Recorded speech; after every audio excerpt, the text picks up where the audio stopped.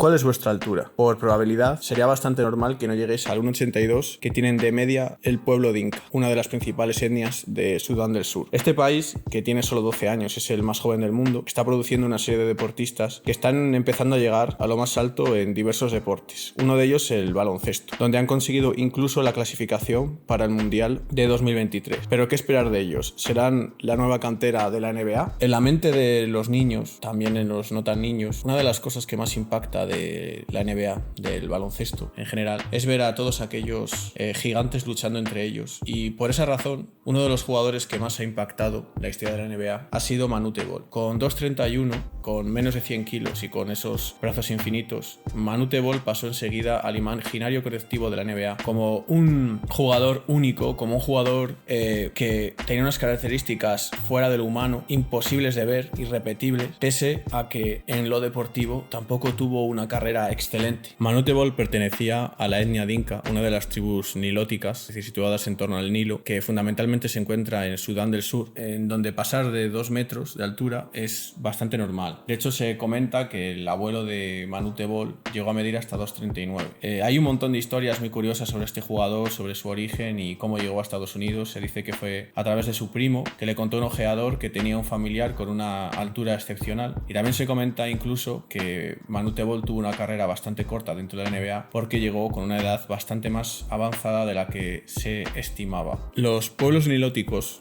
son una serie de etnias que viven en torno más o menos, digamos, a la zona inicial del río Nilo, que es bastante complicada, con varios ríos que se van uniendo y ocupan varios países diferentes donde tienen distintos nombres y distintas culturas. Los dinka, que ya hemos comentado, están emparentados, por ejemplo, con los pueblos de Kenia o de Uganda. Todos tienen una fisonomía parecida, con una gran altura, los brazos y las piernas delgados, largos, que dan unas cualidades excepcionales para el deporte. Además, tienden a tener una fisonomía delgada, un cuerpo muy atlético, lo cual favorece todavía más estas condiciones. Y en algunos casos, como por ejemplo el de Kenia, todo esto hay que sumar que viven a una gran altitud, lo cual hace que tengan todavía mejores condiciones atléticas. Es decir, estamos hablando de un cóctel perfecto para generar atletas de gran nivel. Los mejores resultados que han podido conseguir las personas de estas etnias han sido fundamentalmente en atletismo, en medio fondo, 800 metros, por ejemplo, o en fondo directamente en 3.000 metros, 5.000 metros, 10.000 metros,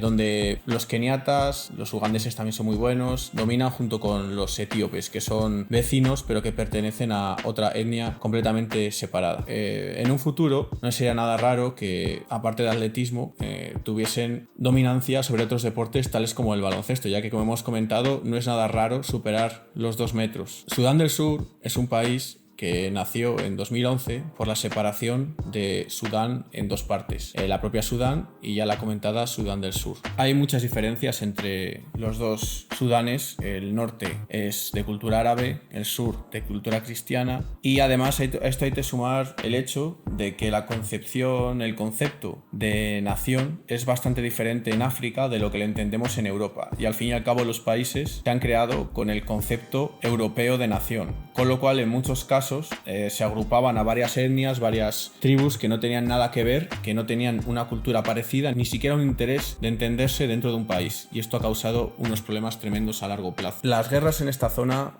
han sido varias y sus motivos muy diversos, pero por lo general podemos ver claramente que es un choque cultural enorme entre pueblos que, como hemos dicho, tienen muy poco que ver. Ha habido guerras desde por el intento de imponer la Sharia, la ley islámica, en la parte sur, donde se intentaron disolver también algunas instituciones que los de Sudán del Sur consideraban importantes, algunas también regiones administrativas que ellos se habían organizado de esa manera, y más recientemente y de manera, digamos, también más mediática, tenemos la guerra del Darfur, que dejó un gran número de refugiados a lo largo del mundo y que enfrentó a los Bagara, a un pueblo beduino de cultura árabe, contra los pueblos de raza negra. Esto fue la gota que colmó el vaso y a largo plazo hizo que la única opción viable para que el país intentase permanecer lo más en paz posible fuese su partición. La independencia de Sudán del Sur fue bastante positiva para ambos países, aunque no han cesado las guerras, y ha tenido algunas consecuencias negativas, como por ejemplo el hecho de que Sudán del Sur no pueda importar su petróleo porque no tiene puertos para hacerlo y Sudán no le va a prestar los suyos, y tampoco tiene ninguna de las principales refinerías de la zona para tratar el petróleo, con lo cual al final lo que se ha provocado ha sido que los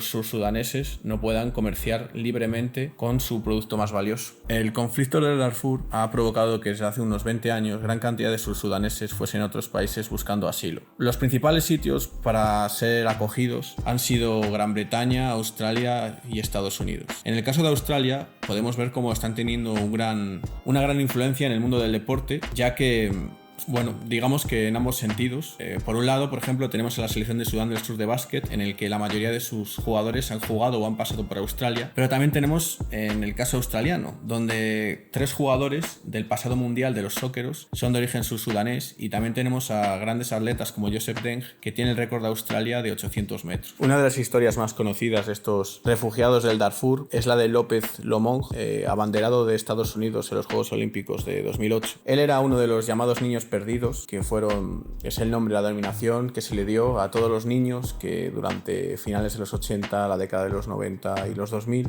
perdieron su juventud y en muchos casos su vida huyendo de este conflicto armado. Hay historias tremendas, historias terribles de un montón de niños que cuentan cómo vagaban por Sudán buscando campos de refugiados sin saber muy bien dónde iban. A veces tenían que ir en una dirección, tenían que darse la vuelta porque se encontraban patrullas de militares y tenían que malvivir como buenamente podían. Otro lugar donde tuvieron que marcharse muchos sursudaneses es Gran Bretaña, y precisamente allí es donde se fue la familia de Lowell Deng, que es quizás el mejor jugador que haya salido de este país. Él pudo viajar a Gran Bretaña porque su padre era miembro del parlamento del país y pidió asilo allí y se lo concedieron, pero ha mantenido muchas relaciones con Sudán del Sur desde siempre. Aunque jugó con la selección de Gran Bretaña, Lowell Deng, actualmente el presidente de la Federación de Sudán del Sur, y también ha sido el entrenador. Actualmente el entrenador es Roy Alibi, un ex base de la NBA que llegó a este puesto porque tenía una muy buena relación, una relación bastante buena de amistad precisamente con Lowell Deng. La mayoría de los jugadores que actualmente visten la camiseta de Sudán del Sur juegan en ligas menores europeas o en Australia, pero en un futuro podrían optar a conseguir unos cuantos jugadores interesantes. El nombre más destacado, el nombre principal, sería el de Bol Bol, el hijo de Manute, que está teniendo ahora mismo una temporada muy buena en Orlando, mostrando unas habilidades muy parecidas a las de su padre, pero mejoradas. Anota triples como él, es un gran taponador, pero se mueve bastante mejor y tiene una gran habilidad de pase también. Mide 2,18 y también pesa menos de 100 kilos. Es decir, que físicamente, aunque es más bajo que su padre, tiene las mismas características. A Bol Bol se podría unir perfectamente Wenyen Gabriel, actualmente los Lakers, también es pivot o ala pivot, jugador interior, muy intenso, con capacidad de hacer buenos números en pocos minutos, pero todavía no ha jugado ningún minuto con esta selección. El que no podrá hacerlo es Thon Maker, que en su momento se le comparó con Kevin Garnett,